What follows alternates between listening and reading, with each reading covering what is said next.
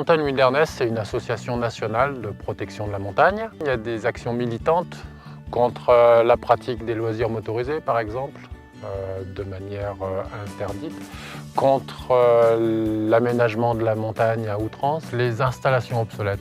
Donc, ce sont les installations qui sont abandonnées en montagne. C'est un projet que l'association mène depuis le début des années 2000 pour recenser d'une part toutes les installations qui ont été abandonnées pour une raison ou une autre en zone de montagne.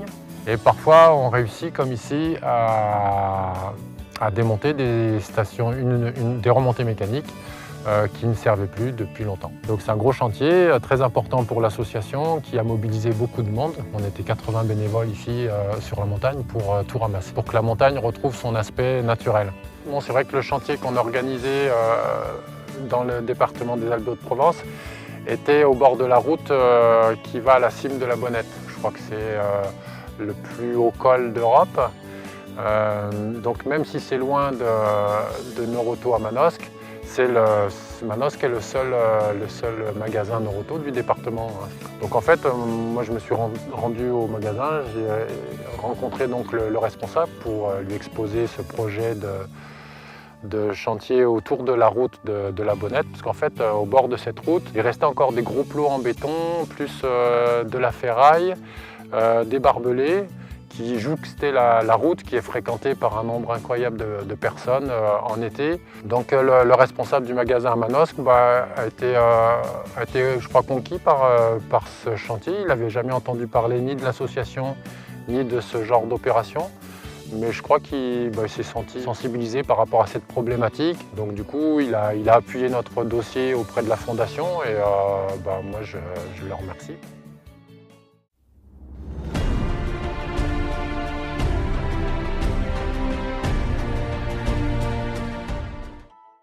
J'ai commencé chez Noroto courant mars 2012. J'ai eu la chance de faire l'ouverture du centre d'Évreux.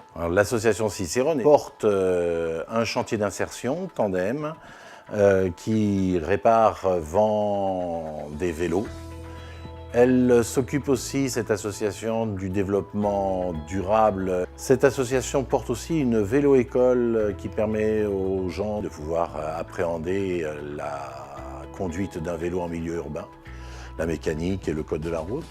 Et cette association porte un certain nombre d'activités de formation au bénéfice des personnes les plus éloignées de l'emploi. Et l'objet effectivement de notre demande de parrainage et de participation coopérative avec la Fondation Noroto est l'acquisition d'un cyclo-pouce, un tricycle assistance électrique pour effectuer du transport à la personne dans le cadre d'une mobilité douce. Dès que nous avons commencé à monter ce projet, nous avons contacté dès le départ le centre Noroto de Guichinville et nous avons reçu un accueil vraiment très chaleureux de son directeur, M. Saïd Ibn Aoun, qui a tout de suite adopté notre projet. Effectivement, le cyclo-pouce est en expérimentation depuis juin 2012. Donc l'idée est venue de pouvoir acquérir un second cyclo-pouce parce que effectivement notre cyclo-pouce actuel n'est pas suffisamment performant. Le cyclo-pouce est un moyen complètement écologique. Le cyclo-pouce s'inscrit dans une logique d'intermodalité. Ça veut dire pas seulement utiliser une forme de locomotion, c'est justement jongler entre diverses formes. On peut commencer par le cyclo-pouce, continuer par le train et poursuivre comme ça dans tout le GEA. Bien entendu, Monsieur Ibn Aoun et son équipe du centre Noroto seront totalement associés à notre projet. Parrainer une association comme ça, déjà, c'est bien pour l'image de Noroto. Ça correspond à nos valeurs en fait. Donc pour moi, comme c'est une ouverture, donc ça nous permet de véhiculer une bonne image de Noroto, de créer un lien avec l'association et les gens d'Évreux.